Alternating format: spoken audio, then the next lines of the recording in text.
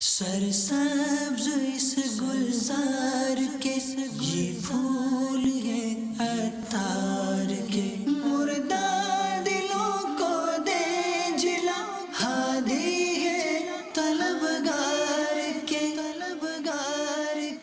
الحمدللہ رب العالمین والصلاة والسلام علی خاتم النبیین، اما بعد فاعوذ باللہ من الشیطان الرجیم، بسم اللہ الرحمن الرحیم، الصلاة والسلام علیک یا رسول اللہ وعلی آلک واصحابک یا حبیب اللہ، الصلاة والسلام علیک یا نبی اللہ وعلی آلک واصحابک یا نور اللہ۔ رسالہ ضیاء درود السلام پیج نمبر 11، فرمان آخری نبی صلی اللہ علیہ وآلہ وسلم۔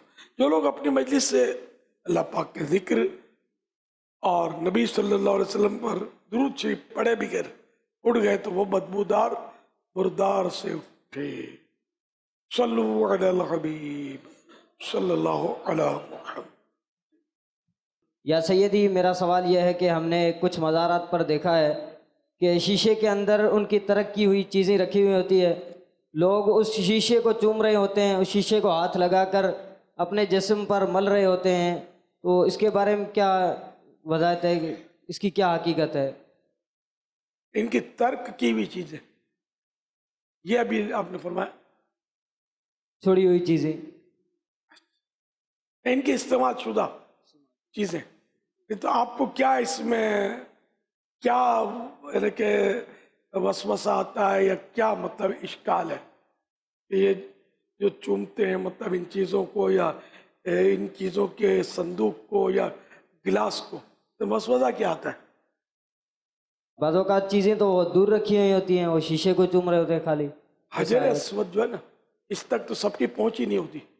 حجر اسود چومنے کا، ہونٹ رکھ کر جو چومنے کا ہے تو سعادت مطلب ملنا ہی مشکل ہے اس میں جب رش ہوتا ہے۔ عام دنوں کی بات نہیں کرتا، حج کا سیزن ہے یا اس طرح، تو وہ تو ویسے بھی اس کا طریقہ ہے چومنے کا، یہ استلام کرنے کا، میں کتنا بھی دور ہو اس کے فاصلے کا کوئی قید نہیں ہے، استلام کرے گا تو وہ یعنی یوں کر لے گا نا طریقہ جو اس کے مطابق، تو اس کا مطلب نہیں کہ وہ استلام حجر ہو جائے گا، حجر اسود چومنا جو سنت ہے وہ ادا ہو جائے گی۔ اچھا، قرآن کریم جزدان میں ہے، کپڑے میں لپٹا ہوا ہے نا، تو ہم قرآن کریم کے جزدان کو بھی چومتے ہی ہیں نا آخر۔ تو اسی طرح اگر کوئی تبرکات ہیں بزرگوں کے اور وہ کسی پیٹی میں صندوق میں اگر اس کو چومتے ہیں تو اس میں کوئی شرن تو حرج نہیں ہے، اگر وہ دور بھی ہے دور سے بھی چومتے ہیں اس میں کیا حرج ہے؟ اگر ابھی یہاں بیٹھے بیٹھے کوئی تصور میں سبز گنبد کا تصور کرے اور یوں چوم لے، تو اب اس کو کیا مطلب حکم کیا لگے گا؟ حرام ہوگا، گناہ ہوگا، مکروہ ہوگا، کیا ہوگا؟ تو جس چیز کو جس کام کو شریعت منع نہیں کرتی وہ جائز ہوتا ہے۔ اب عقیدت میں محبت میں اگر کوئی تبرکات ہیں تو اس میں کمرے کو چومتا ہے، کسی مکان میں اس مکان کو چومتا ہے، کسی دکان میں اس دکان کے دروازے کو چومتا ہے، شرعاً کوئی حرج نہیں ہے۔ اگر آپ کو کوئی وسوسہ ہے تو مجھے آپ بھلے ارشاد فرمائیں، کیا وسوسہ ہے اس میں، حرج کیا ہے اس میں؟ وسوسہ تو کوئی نہیں ہے۔ آیا جب بھی پوچھا نا، بھلے پوچھا آپ نے، سید کا ہاتھ چومتے ہیں، سرکار صلی اللہ علیہ وسلم سے کتنی دور کی یہ اولاد ہے، اور ہمارے پاس کوئی ایسا آلہ بھی نہیں ہے کہ جسے ہم چیک کر سکیں گے یہ واقعی سید ہے، اور نہ ہم کو شریعت نے مطلب اس کا حکم دیا کہ ہم اس کی ٹو میں پڑھیں یہ سید ہے کہ نہیں ہے۔ پتہ بس وہ نسبت بتاتا میں سید ہوں، آقا کی اولاد ہے، اگر اس کے کسی نے ہاتھ چومے تعظیم کی اس کی ثواب ملے گا، بٹ اس میں کوئی وسوسے کا مسئلہ ہی نہیں، نو پرابلم۔ یا مرشدی، آپ کی بارگاہ میں میرا یہ سوال ہے کہ آپ نے ابتدائی تعلیم کہاں سے حاصل کی اور کس سے حاصل کی؟ اگر بتا دوں تو کیا کرو گے؟ 12 ماہ کی نیت کرو گے، 25 ماہ کی نیت کرو گے، بڑے ہو جانے کے بعد نیت ویلڈ ہوگی. انشاءاللہ. میں نے اسکول پہ تعلیم حاصل کی تھی. اسکول پڑھا تھا میں, وہ 4 کلاس تک پڑھا, پھر دوسری میں ٹرانسفر ہوا, 4 وہاں پڑھی, 8 کلاس پڑھے تھے, 8 کلاس, جس کو مڈل بولتے ہیں, مڈل پاس ہوں میں. یا سیدھی ہو جو آپ نے ناظرہ قرآن کہاں سے پڑھا اور جو آپ کے استاد کا نام ساتھ فرمائیں. اللہ اللہ, یہ ناظرہ قرآن اور جو جس مسجد یہ میں قرآن کریم کی تھوڑی بہت قراءت میں نے, اب ایک تو قاری رب نواز تھے, اب برسوں سے وہ چلے گئے, انہوں نے قاری صدیق صاحب تھے, وہ ان کو سونپا امامت وہاں کی, پھر ان کے بعد میں نے کچھ قراءت کی مشق کی تھی, اور اس کے بعد کسی اور قاری صاحب سے بھی شاید کچھ کی تھی مشق. کچھ عربی کی گردانیں بھی ایک استاد جن کا نام بھول گیا ہوں ان سے کی تھی. قاری مصلح الدین صاحب رحمۃ اللہ علیہ کے پاس بھی کچھ گردانیں میں نے سیکھی تھی عربی کی, تو تھوڑی مطلب زیادہ مطلب, پھر وہ بھی سب اب ایک بھی گردان مجھے یاد نہیں ہے, فاعلا فاعلو, اتنا یاد ہے سمجھ لو, آگے بھول جاؤں گا. یا مرشدی ناظرہ کس مسجد میں پڑھی تھی؟ ناظرہ کسی کے پاس پورا ختم کیا نہیں ہے میں نے. مسجد کون سی؟ پریکٹس کی, مشق. مسجد کا نام جب ہے کیا ہی نہیں تو مسجد کا نام کیسے نام. اب انٹرویو لیتے ہو, آپ نے 25 ماہ کا اعلان کرنا ہے, وقف مدینہ کا اعلان کر رہے ہو, باقی ہے ابھی. انشاءاللہ. کون سے درجے میں جا کر اب 12 ماہ انشاءاللہ خامسہ کا آواز ہے. خامسہ کے آغاز میں اگر مجلس نے قبول کیا, ورنہ پھر اور آگے بڑھ جانا انشاءاللہ. انشاءاللہ. میرا نام فضل وہاب ہے, میں ہوں پٹھان, پشاور سے تعلق رکھ, ماشاء اللہ. اور بخیر راغل ہے. علام خوشحال کا, علام خوشحال کا, ڈیرا مننا. الحمدللہ میں صرف اکیلا نہیں ہوں, میرے ساتھ بھی 35-40 پٹھان بھی ہے. وہ کدھر ہے؟ وہ الگ کٹول ادھر گئی جس طرح سے زیارت ہوگی, ہاں لکا, الگ کٹول ادھر گئی. سبحان اللہ, بخیر راغل ہے ماشاء اللہ. ڈیرا مننا. خوشی ہوگی ہم کو اللہ آپ خوش لوگوں کو دیکھ کے, ماشاء اللہ. مرحبا. بابا مبارک, میں آپ کے برگاہ میں یہ عرض کروں, میں شروع سے نابینا نہیں ہوں, تقریباً میرا 10 سال ہو گئے کہ میں نابینا ہوں. اللہ اللہ. آپ کے برگاہ میں یہ عرض ہے, اب میرے لیے دعا کرو آنکھ کے لیے. ڈاکٹر بتائے کہ آپ کے آنکھوں پہ تقریباً 1.25 کروڑ روپے لگے گا, اور آپ کا علاج ادھر نہیں ہوئے, آپ کوئی دوسرا ملک پہ جائے. میں ہوں غریب آدمی, آپ کے برگاہ میں یہ عرض کروں کہ بابا صاحب الحمدللہ میں اطراف علاقہ 12 ماہ, میرا تیسرا 12 ماہ شروع ہے. اللہ اللہ, کیا شان ہے آپ کے برکات میں یہ عرض ہے, آپ میرے لیے دعا بھی کرو اللہ. کہ اللہ میرے آنکھیں واپس آئے. اللہ نور مصطفیٰ کا صدقہ آپ کی جھولی میں ڈالے, آمین. دل بھی روشن کر دے, آنکھیں بھی روشن کر دے, پہلے سے بہتر روشن ہو جائے. آمین.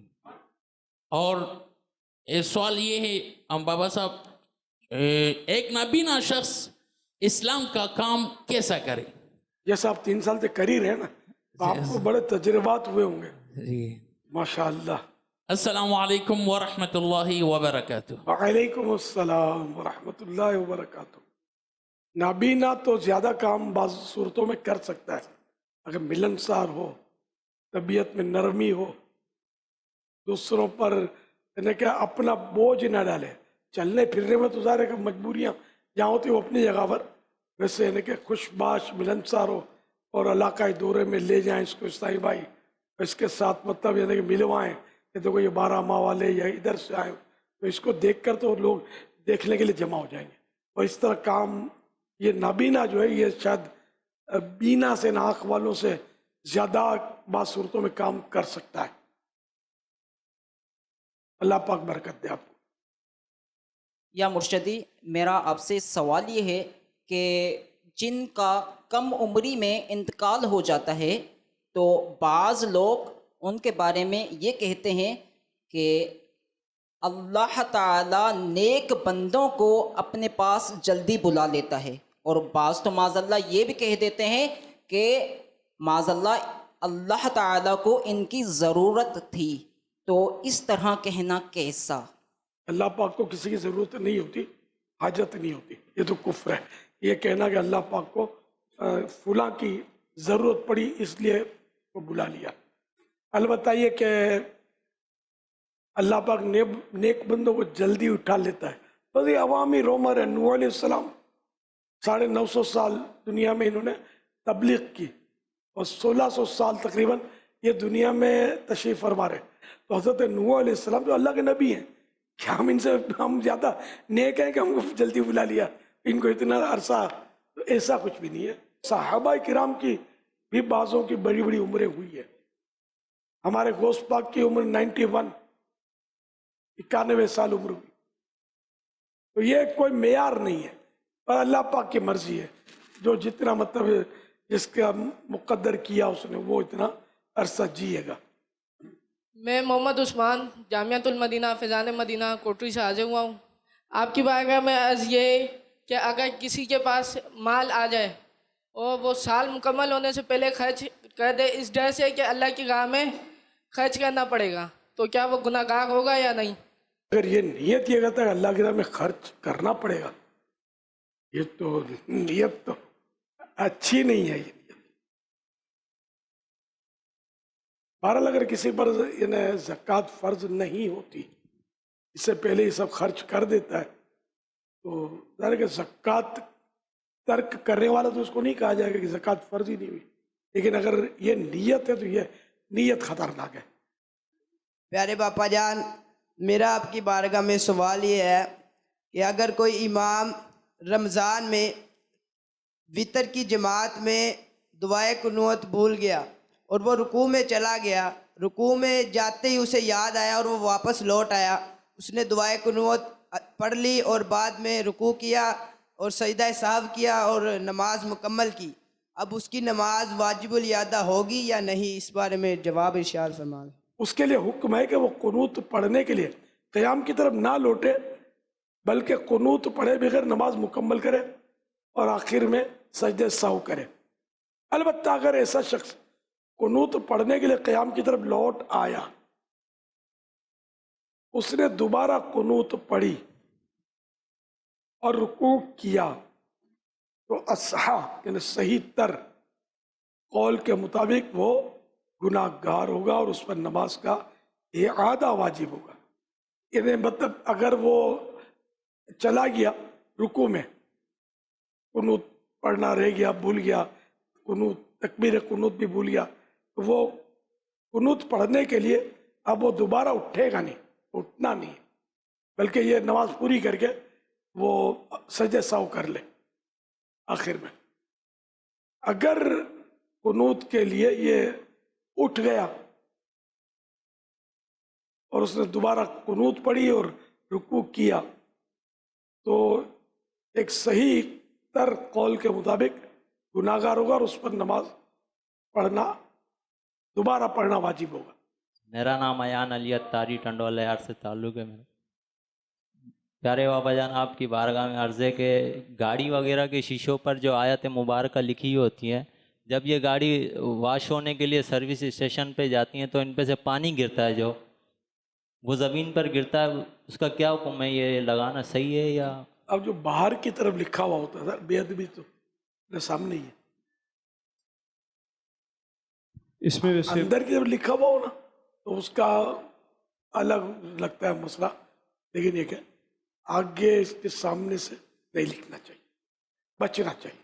میں ناجائز یا گناہ نہیں کہہ رہا، ویسے بے ادبی سامنے ہے۔ اسی طرح سائن بورڈوں میں بھی تو لکھا ہوتا ہے، کیا کریں، ہمارے اپنے مدرسوں پہ لکھا ہوتا ہے، اللہ رسول کا نام لکھا ہوتا ہے بورڈ پر، بارش آتی ہے پانی دھل کے جاتا ہے، کیا کریں، ہے تو بے ادبی۔ قبروں کے ختموں پہ لکھا ہوتا ہے، قبرستان میں کھلا ہی ہوتا ہے سب، بارش آتی ہے۔ بابا جان، آپ کی بارگاہ میں میرا یہ سوال عرض ہے کہ جب آپ ہر مدنی مذاکرے میں ہمیں مرید بنانے کے لیے ہم سے وعدہ کرواتے ہیں، کیا اگر اس پر نافرمانی ہو، وعدہ خلافی ہو جائے، کیا یہ جیسے وعدہ خلافی کے وعیدے ہیں، کیا یہ اس میں آئے گا؟ وعدہ خلافی اس صورت میں ہوتی ہے کہ وعدہ کرتے وقت یہ نیت ہو کہ میں پورا نہیں کروں گا، تو مطلب چاہے پھر بعد میں پورا کر بھی دے تب بھی یہ وعدہ خلافی اس کی کاؤنٹ ہوگی، یہ جھوٹا وعدہ کہلائے گا۔ نیت نہیں پھر بھی کہتا ہے میں وعدہ کر رہا ہوں، ورنہ یہ کہ اگر بعد میں ارادہ تبدیل ہوا اور یا وعدہ کسی وجہ سے بھی پورا نہیں کر سکا تو وعدہ خلافی کا جرم نہیں ہے، لیکن جو وعدے لیے گئے ہیں اس میں لیے جاتے ہیں یہ غالباً گناہوں سے بچنے ہی کے ہوتے ہیں نا، ہمارے جو وعدے لیے جاتے ہیں، اب جو گناہ ہے وہ تو باقی رہے گا۔ اگر آپ وعدہ خلافی سے بچنا چاہتے ہیں تو گناہ سے تو بچ نہیں سکتے۔ اب میں کسی مشورے سے پھر مشورہ دیتے ہیں تو میں کچھ عرصہ کہا کوشش کروں گا، نماز کی کوشش کروں گا، پھر خود ہی میری سمجھ میں آیا کہ یہ تو اس سے بھی خطرناک ہے، کوشش کروں گا یہ خود ایک اقرار ہے، میں کوشش کروں گا، اور کوشش کس نے کرنی ہے؟ کوشش نہیں کرے گا تو گناہ گار ہوگا۔ بولتے ہیں نا میں مدنی قافلے میں سفر کی کوشش کروں گا، یہ عام طور پہ کہتے ہیں، تو اب یہ سمجھتے ہیں کہ یہ وعدہ نہیں ہے، یہ وعدے سے زیادہ خطرناک ہے۔ وعدہ تو وہ وعدہ خلافی ہوئی کہ جب اس وقت وعدہ کرتے ہوئے نیت ہو کہ میں پورا نہیں کروں گا، ورنہ کہ بعد میں ارادہ بدل گیا اس کا تو یہ وعدہ خلافی بھی نہیں ہے۔ اور کوشش کروں گا مدنی قافلے میں سفر کروں گا تو یہ سفر کر ہی لے گا، عام طور پہ کوشش کرے گا تو کھانے کی کوشش کروں گا، کیا خیال ہے؟ کھا ہی لیتا ہے نا بندہ۔ جی باپا میرا سوال آپ کی بارگاہ میں یہ ہے کہ علم لدنی کیسے حاصل کیا جا سکتا ہے؟ برائے کرم رہنمائی فرما دیں، جزاک اللہ خیرہ۔ علم لدنی اللہ پاک کی عطا ہوتی ہے، عطا سے ملتا ہے، کوشش سے نہیں ملتا۔ انبیاء کرام علیہ السلام کو علم لدنی تھا، اب اولیاء کرام کو بھی انبیاء کے فیض سے کسی کو مل جائے علم لدنی تو اللہ کی عطا ہے۔ میرا سوال یہ ہے جو دعوت اسلامی کا نام لیتے ہیں اور کام خراب کرتے ہیں ان کے لیے آپ کیا ارشاد فرماتے ہیں؟ کس کس سے پہنچیں گے اپنے یار؟ دعوت اسلامی کو تو اب یہ ظاہر ہے کہ اللہ نے عروج بخشا تو یہ کہ لوگ بعض لوگ کیش تو کراتے ہیں، کیا کر سکتے ہیں؟ دعا کریں ان کے لیے، اور کیا کر سکتے ہیں؟ وہ اجتماعات میں بھی نہیں آتے اور پھر وہ دعوت اسلامی کا نام بھی لیتے ہیں۔ یہ بھی کرتے ہیں، بعض پارٹیاں بھی استعمال کرتی ہیں نام اور مفاد اپنے۔ بہرحال تو اب یہ کہ ہم کس کس سے مقابلہ کریں گے، کیا کریں؟ اللہ سے اپنے ہدایت کی دعا کریں گے، لوگوں کو کوئی بھی دھوکہ نہ دے۔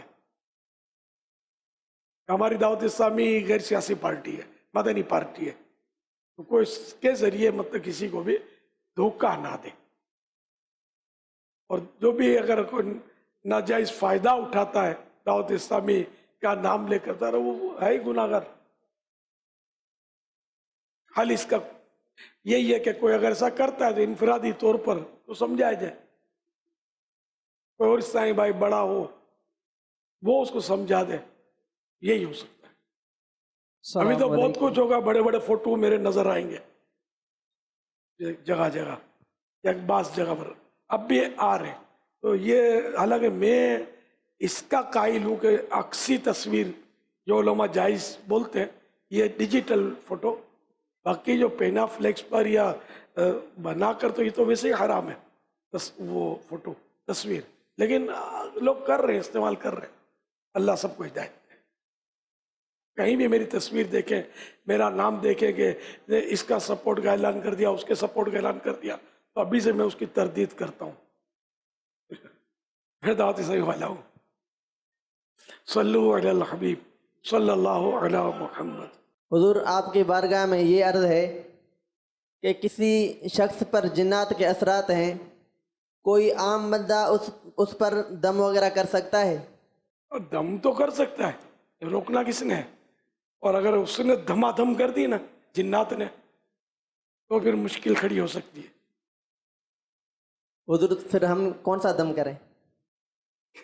کسی دم کرنے والے سے رجوع کریں۔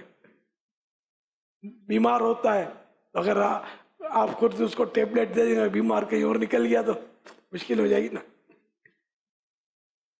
जो आमिल होता है ना उसका दम, खाली ये दम हमको लगता है फूंक मारी, इसकी ज़कातें होती हैं कि बाकायदा ज़कातें होती है, इसकी पूरी ट्रेनिंग, हर सूरत में दम की ट्रेनिंग नहीं होती, ट्रेनिंग होती है। फिर इसका हिस्सार पढ़ने वाला हो, हम लोग दम तो करते रहते हैं लेकिन हिस्सार इसके पढ़ने चाहिए। कुछ ऐसे औराद होते हैं, अपने शजरे में भी है कि वो औराद पढ़ता रहे, हिस्सार पढ़ता रहे, तो इस तरह ये कि दम करने में थोड़ा बचत होगी। वरना दम करने से क्या होता है कि बाज़ वक्त वो रिवर्स होता है, किसी को मतलब नज़र लगी हुई है, हमने दम किया तो हो सकता है उसकी नज़र के असरात हम पर आए, उसको जादू है, हमने फूंक मार दी, हो सकता है उसके जादू के असरात हम पर आए। जिन है, हो सकता है वो हमारे पीछे लग जाए। ये खतरात, ये दम करने में मैं खुद मतलब बच ही नहीं सकता, दम करता रहता हूँ। लेकिन खैर अल्हम्दुलिल्लाह कुछ ना कुछ हिसार की भी तरकीब है, वो जो सुन्नत हिसार है हदीस पाक में, वो मैं अल्हम्दुलिल्लाह बहुत कम ही नागा होता है मैं पढ़ता हूँ। आसान है, ज़्यादा मुश्किल नहीं है, आदत बना लेंगे तो हो जाएगा, 4-5 मिनट का काम है, मुझे करीबन 6 मिनट लगते हैं। तो ये सोते वक्त दोनों हाथ यूँ फैलाकर कुल वल्लाह शरीफ, सूरह फलक और सूरह नास, शुरू में आऊज़ो, हर सूरत से पहले बिस्मिल्लाह पढ़नी होती है, ठीक है ना, ये पढ़ ली, दम करके आगे से शुरू किया, और ये जहाँ तक जिस्म पर हाथ पहुँचता है फेर लिया, फिर इस तरह इस तरह इस तरह, ये हर तरफ मतलब जहाँ जहाँ तक हाथ पहुँचता है यहाँ ये हाथ फेर ले, फिर दूसरी बार। अब एक बार आऊज़ो पढ़ चुका तो दूसरी बार जरूरत नहीं है, लेकिन बिस्मिल्लाह हर सूरत से पहले पढ़नी है। ये पढ़ कर ये 3 बार ये करेगा, पहली बार किया ना, इसे तो 3 बार करे, ये हो गया हिसार। प्यारे आका सल्लल्लाहु अलैहि वसल्लम की सुन्नत भी है, बेहतरीन हिसार। किसी को नींद उचट जाती हो, कोई गला दबाता हो, कोई मतलब परेशान करता हो, खींचता हो, बाज़ों का नींदों में इस तरह की कैफियत होती हैं, तो इंशाअल्लाह ये हिसार पढ़ेंगे ना तो ये कैफियत ख़त्म हो जाएंगी या कम हो जाएंगी। फिर पढ़ते रहे, हिम्मत ना हारें, चाहे बरसों गुजर जाए, पढ़ते नहीं, डेली अपना मतलब सब, ये अपने शजरे शरीफ में तरीका लिखा ही है, इस पर अमल करेंगे इंशाअल्लाह तो फ़ायदा होगा। लेकिन फिर भी मैं ये नहीं कहूँगा आप लोगों को दम करते रहे, कुछ पता नहीं है, एक तो पढ़ने की गलतियाँ, दूसरा ये कि बाज़ वक़्त जिन्नात बहुत पावरफुल होते हैं और ये खुद अमलियात जानते होते हैं, ये खुद अपने फिर अमलियात यानी ऐसे पावरफुल होते हैं, बाकायदा नाम ले लेकर चैलेंज करते हैं, फलां को बुला लो, फलां को बुला लो, मैं नहीं जाऊँगा, इस तरह करते हैं। इसलिए इस चक्कर में पढ़ना नहीं चाहिए। नफ्स को काबू करें तो समझे जिन्नों के सरदार को आपने काबू कर लिया। बाकी ये जो आमिलीन होते हैं, बाबा जी होते हैं, ये इनका फील्ड होता है। नहीं, बाद साहिबा को शौक होता है दम करने का, तो इनको भी ज़रा शौक होगा और करते भी रहते होंगे, तो आज चलो ये पता चल गया कि इसमें मसाइल हो सकते हैं। एक किस्सा याद आ गया मुझे, एक बार कोई मुझे ले गया, नूर मस्जिद में इमामत थी मेरी, ये कहा कि बीमार है हमारा कोई अजीज, तो मैं चला गया और मैंने जाकर नॉर्मली उसको फूंक मारी, दम किया। अब उसको तो जिन इन लोगों ने मुझे बताया नहीं था, या उस वक्त उसकी आंखें लाल हो गई, क्या बोला दम कर दम कर दम कर। अरे बाप रे बाप, लगी क्या मुसीबत हो गई। फिर घर में तो बोल रहे थे इससे बात करो कि क्या लेगा तो जाएगा, अब मेरे को इन लोगों ने वो अब उसे बिड़ा दिया था। तो अब उस वक्त खौफ का इजहार तो करना नहीं होता है, अंदर से जो भी कैफियत हो, कि वरना तो यहाँ भी हो जाए ना। तो मैंने कहा कि तू कौन है, क्या है, तो उसने बताया कि मैं तो बांग्लादेश में लोग जब से रहते थे ना, तो तब से इसके साथ हूँ, मैं जाऊँगा तो नहीं, तो दम कर तू। अच्छा, जो मेरे साथ देखता वो तो घबरा के सीढ़ी के ऊपर खड़ा हो गया था, ये बाद में पता चला। तो वो था पावरफुल लग रहा था वो, और लेटा हुआ था। तो मैं जैसे ही हाथ मिलाने गया ना, हाँ पहले मैंने शायद वो दम क्या है पता नहीं, हाथ मिलाया, मैं मरीज से हाथ मिलाऊं, जाग रहा था, तो इसने यूं कह लिया, नहीं नहीं मिलाऊंगा हाथ। तो मैं चौंका, फिर शायद मैंने दम किया, अब ये बिफरा गया, अब इसने मतलब, तो मैंने कहा मुझसे मिलेगा, मुलाकात करेगा, तो नहीं, क्यों, इधर तो मेरी है मस्जिद, मस्जिद में अपने मिलेंगे, मुझे अलग से मिलना, अपने ऊपर जाके अलग से मिलेंगे। हाँ, ये मजहब भी उसने बता दिया था, इनका अपना एक मखसूस मरघट या जो भी होता है, ये मैंने कहा वहाँ मिलेगा तो आएगा। अब मैं अब ज़रा इस पर रोक तो डालना था, अब अगर डरेंगे तो ये तो हावी हो जाएगा। अब मैं आजमाइश में तो आ गया था, तो अल्हम्दुलिल्लाह डरा वो ना बोलता था, ना होगा नहीं, ये बोलता यार कभी देखेंगे, कभी मिलेंगे, कभी आऊँगा, नहीं, ये टालम टोल करता रहा। फिर आखिरकार कुछ देर की डिस्कस के बाद ये एकदम कांपने लगा, ओ बाप रे बाप, इस पे तो झुरझुरी की लहर दौड़ गई। मेरे बोला हाथ मिलाएगा, चल हाथ निकाल, मैं यूं किया तो उसने यूं किया, यूं करने के बाद ठंडा हो गया, ठंडा हो गया। और फिर ओहो मौलाना, अच्छा अच्छा यो खाओ खाओ, तो बिल्कुल नॉर्मल हो गया, मेमनी में हमारी जबान में बात करने लगा, नहीं वो बिल्कुल जाहिर हो गया कि वो जिन था वो फरार हो चुका था। नहीं तो इसका मतलब वो दोबारा नहीं आएगा या नहीं आया, इसकी कोई इत्तला नहीं है।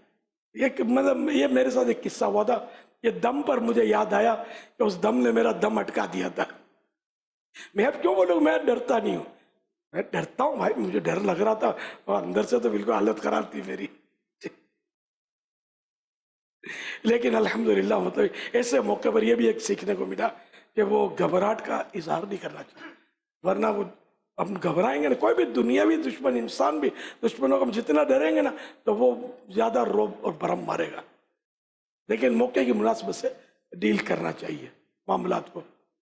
सल्लु अला हबीब सल्लल्लाहु अलैहि वसल्लम। आप फरमा रहे हैं कि वो साथ वाला दौड़ के ऊपर सीढ़ी पे चढ़ गया? वो जो मेरे साथ एक था, जो लाया था वो नहीं, जो दूसरा नहीं, दोस्त होते कभी कभी, तो हम 2 जाने गए थे, 2 उस वक्त इकट्ठे होंगे, और जो ले गया वो मेरा मुक्तदी था, तो वो मतलब ये देखे, वो तो मैं उसने बाद में उसने बताया, मेरे को सुचका पड़ता ही नहीं, मैं तो बस गया था, मैं तो ना आगे बढ़ सकता था ना पीछे हट सकता था। इज्जत का भी सवाल था, नहीं तो हंसते लोग, मजा उड़ाते को मौलाना डर गया, भाग गया, ये भी नहीं करना था। तो खैर वो उसने मेरे को बताया कि यार मैं तो डर गया था, भाग के सीढ़ी पे खड़ा हुआ था, तो लगा हुआ था। अब एक तरफ तो वो दौड़ के ऊपर चढ़ गए और आप फरमा रहे हैं कि घबराहट का इजहार भी नहीं करना, और नाम भी जिन्न है। मैं गुफ्तगू की है, अल्लाह ने हिम्मत दी मुझे, मैं हालत खराब थी, मैं सही बोलता हूँ, यूं किया ना तो मेरी तो सारे बदन में झुरझुरी कैसी लहर दौड़ गई, अब पता नहीं क्या होगा। सल्लु अला हबीब सल्लल्लाहु अलैहि वसल्लम। थर थर आते हैं सभी जिन्नात तेरे नाम से, है तेरा वो दबदबा या गौसे आज़म। सरसा